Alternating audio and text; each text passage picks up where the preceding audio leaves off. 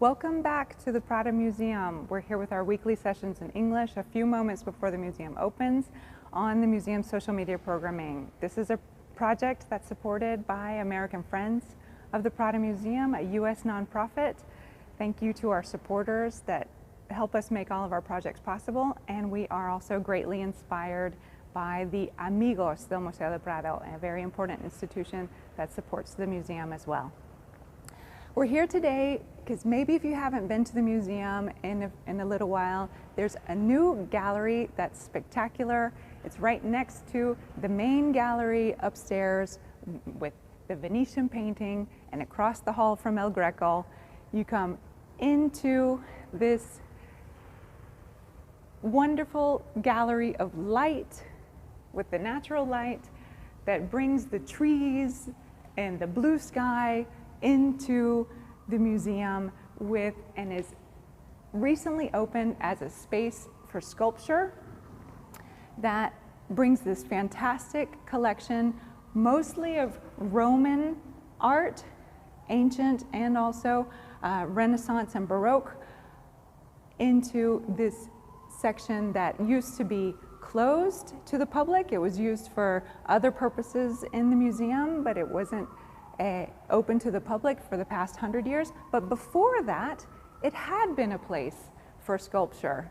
It was kind of a portico, a porch, with these windows were open so that the air and the birds could even fly in, and there was this place for sculpture. Here's a little bit of an introduction. This is a photograph in the 1800s of how we're in this space here in front of the facade of the museum that was open and had sculpture on view, but open air.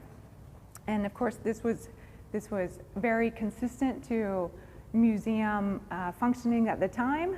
And when, in the end of the 1800s, it was closed, that's when it was given to other uses as well. So what we have is a beautiful gallery that's reminiscent of the Renaissance palaces, especially Italian palaces, that have a gallery, a promenade, where you would enjoy the aesthetics, of course, and the objects of an illustrious collection. Now, collectors, Renaissance intellectuals are interested in everything, and in this case, it is always fascinating to me as to how collections come together. And there are four main collectors that are previous to the Spanish Royal Collection that bring these works of art together.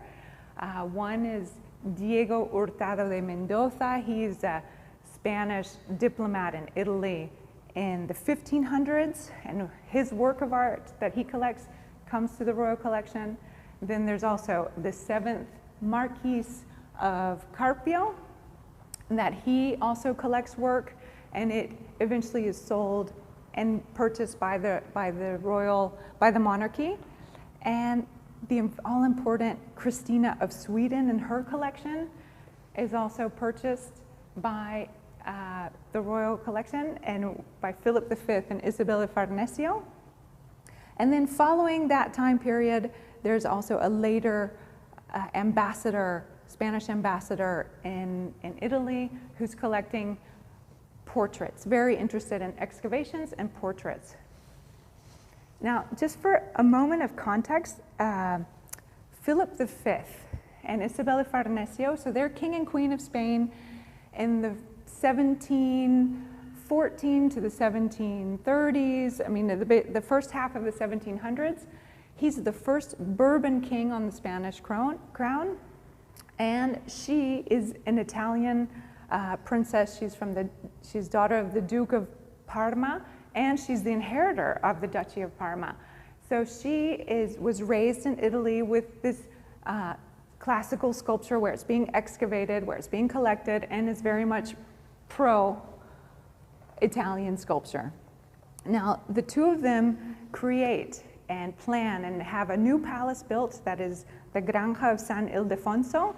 And while they're planning this decoration, Christina of Sweden's collection, she had passed away, comes up for sale, and they purchase it. Now, this bull comes from Christina of Sweden's collection, We also know that that it was originally excavated in Nero's Domus Aureus. So Nero is the Roman emperor. It was excavated from his palatial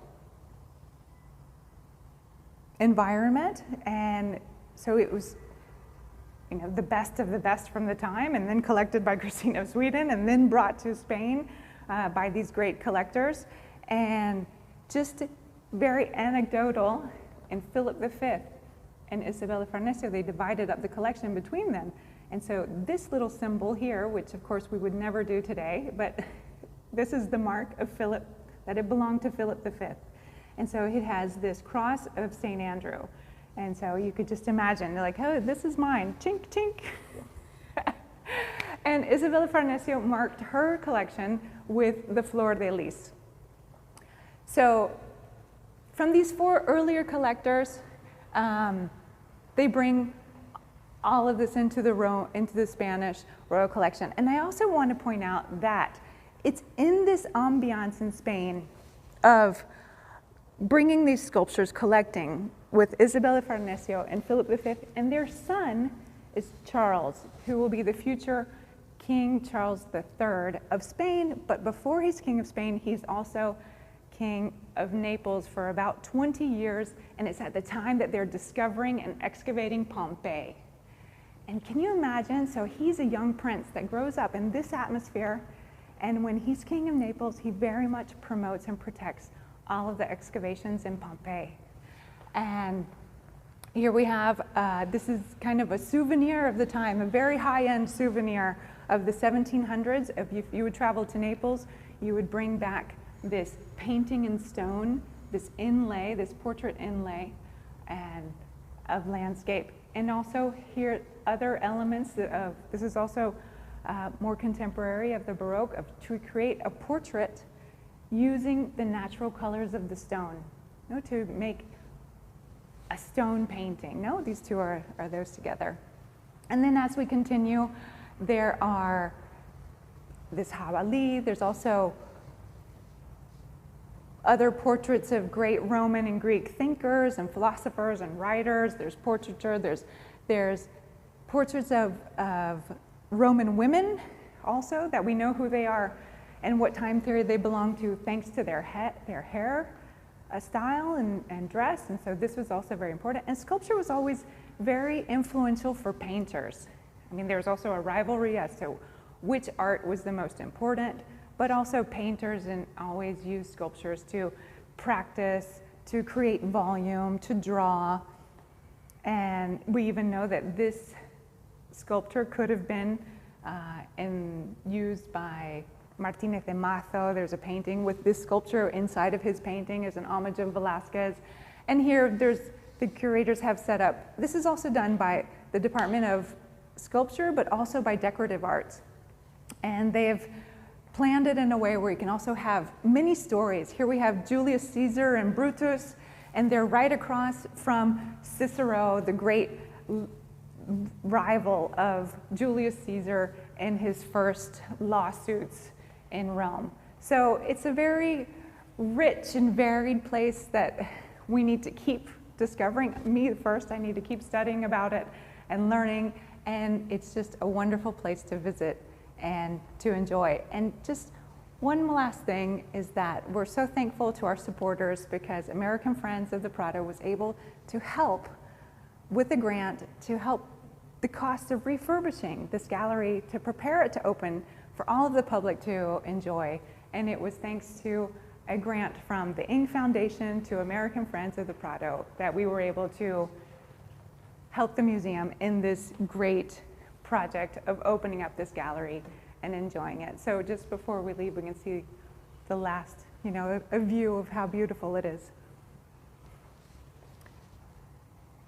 And thank you very much for listening today, and we hope you enjoy it and hope you come visit this beautiful space. We'll see you again next week.